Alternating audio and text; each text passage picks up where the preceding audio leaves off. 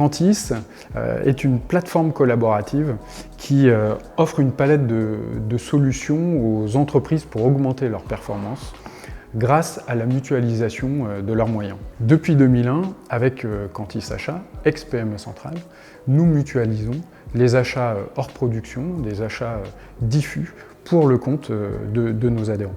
En fait, notre métier est de massifier des volumes pour pouvoir ensuite négocier avec des fournisseurs des conditions bien entendu tarifaires, mais aussi qualitatives, au final comme s'ils étaient des grands groupes et qu'ils puissent accéder à des conditions qu'ils ne pourraient pas avoir tout seuls.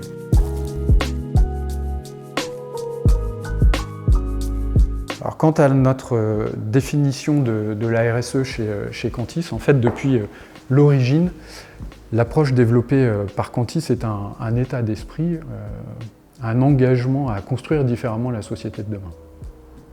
En fait, au-delà de la croissance économique et on va dire de la création de valeur purement financière, nous privilégions une vision à plus long terme et puis une vision plus globale de notre performance. Nous avons comme mission de développer une économie florissante, mais en intégrant de manière intrinsèque l'humain, la société et puis aussi le bien de la planète.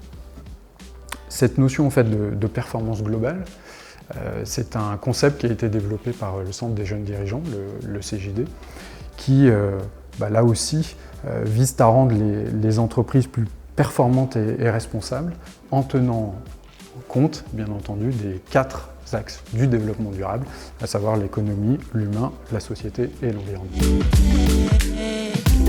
La première, c'est que dès 2010, on a effectivement créé une famille achat durable. Donc cette famille-là, elle avait 3 principaux objectifs. Le premier, c'était de mettre en avant des fournisseurs déjà référencés qui avaient ou qui ont mis en place de réelles actions autour des sujets du sociétal, de l'environnement. 2 exemples concrets, cela nous a permis de mettre en avant des fournisseurs dans la location de matériel, parce qu'ils avaient travaillé sur la gestion environnementale, par exemple des boues, quand les matériels loués revenaient en agence, ou l'insertion dans l'intérim. 2 cas concrets. Deuxième objectif, c'était aussi de pouvoir contractualiser avec des fournisseurs avec qui nous n'avions pas encore de partenariat, mais qui, eux aussi, avaient ces velléités d'avancer sur les sujets de la RSE, notamment dans la gestion des déchets dangereux, par exemple. Et puis aussi sur le papier durable ou d'autres sujets. Et puis le troisième objectif, c'était d'identifier, de sourcer des fournisseurs qui n'avaient pas forcément des produits ou des services durables comme on pourrait l'imaginer, mais qui en revanche participaient à la mise en place d'un système de management de l'environnement ou de la qualité. Un exemple, des bacs de rétention en acier qui n'ont rien de forcément durable. En revanche, il faut en avoir dans une politique RSE volet environnement. La seconde initiative concrète, c'est que nous avons construit l'année dernière notre propre référentiel RSE pour pouvoir noter nos fournisseurs référencés. C'est-à-dire que depuis maintenant une dizaine de mois, à chaque nouvel appel d'offres, nous intégrons un questionnaire et ce questionnaire va entrer avec un jeu de coefficients, va entrer dans la notation pour retenir ou non tel ou tel partenaire. Nos adhérents ont ensuite accès aux résultats, bien entendu, de ce questionnaire, ce qui en plus est pour eux une aide concrète dans leurs audits de certification, puisqu'ils peuvent ainsi démontrer noir sur blanc que les fournisseurs avec lesquels ils travaillent ont bien été audités et notés. Donc la boucle est bouclée. Concrètement, ce référentiel, il comporte 6 critères d'évaluation.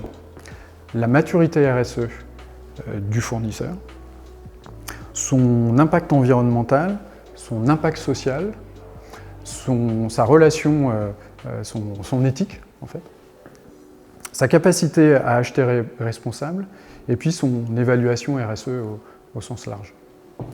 En fait, avec ce référentiel, on fait le relais entre les adhérents et les fournisseurs référencés.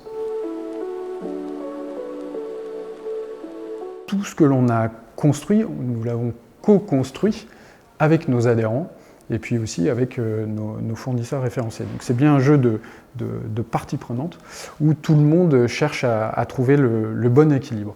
Ça, c'est le premier point important. En fait, en 2010, on a mis en place, on a créé un club QSE, Qualité, Sécurité, Environnement, qui est devenu QHSE en intégrant l'hygiène et qui, après, naturellement, est devenu un club RSE. Donc c'est dans cet organe de décision et puis d'échange que l'on a pu avancer sur les sujets, échanger entre pairs, bien entendu, mais aussi donner la parole à des experts sur des sujets comme la sécurité en entreprise, la sécurité pour l'intérim, la gestion des déchets ou tout un tas d'autres sujets qui intéressent nos adhérents.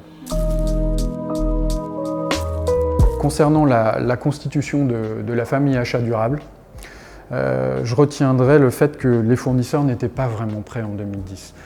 À titre d'exemple assez symptomatique, à l'époque, quand on voulait acheter des vêtements de travail en coton équitable, par exemple, il fallait au minimum 10 semaines. Donc dans une politique d'achat ou d'approvisionnement, c'est forcément très compliqué. Et puis souvent, à cette époque-là, la RSE était plutôt synonyme de greenwashing. Et donc la RSE était plutôt faite pour de mauvaises raisons et non pas pour les valeurs réelles. Donc ça, c'était la première difficulté. Et puis concernant, non pas la famille achat durable, mais sur le questionnaire RSE,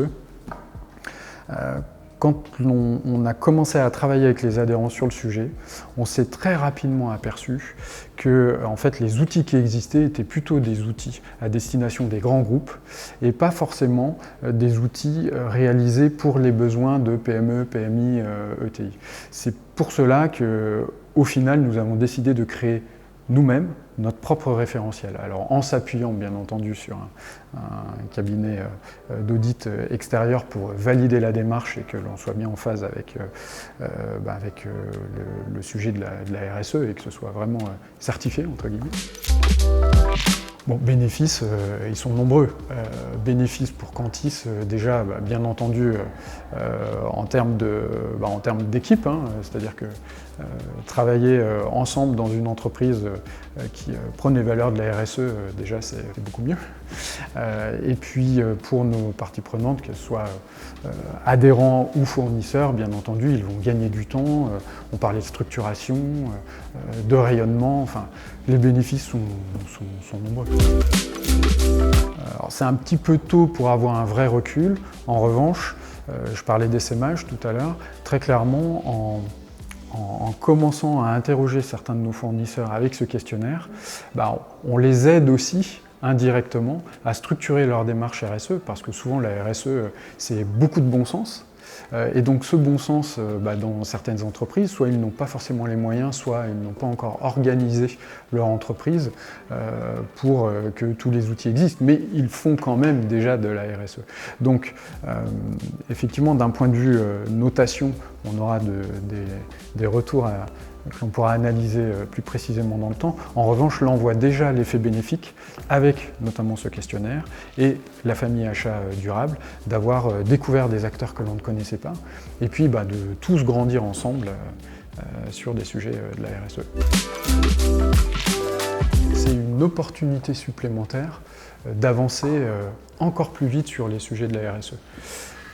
Concrètement, chez Cantis, en plein confinement, on a créé, en lien avec nos partenaires constructeurs, etc., on a créé un guide de la mobilité propre pour aider nos adhérents à revoir peut-être différemment leur car policy et puis commencer aussi à se projeter dans le fait de prévoir leurs investissements autour du monde du véhicule avec des véhicules électriques ou hybrides ou autres. Voilà. Revoir complètement ça. Et puis, on a aussi mis en place, il y a quelques semaines, une formation mutualisée autour des gaz à effet de serre. Voilà. Donc, deux initiatives très concrètes qui me font penser que, encore une fois, la période ouvre un autre champ des possibles qu'il faut savoir saisir.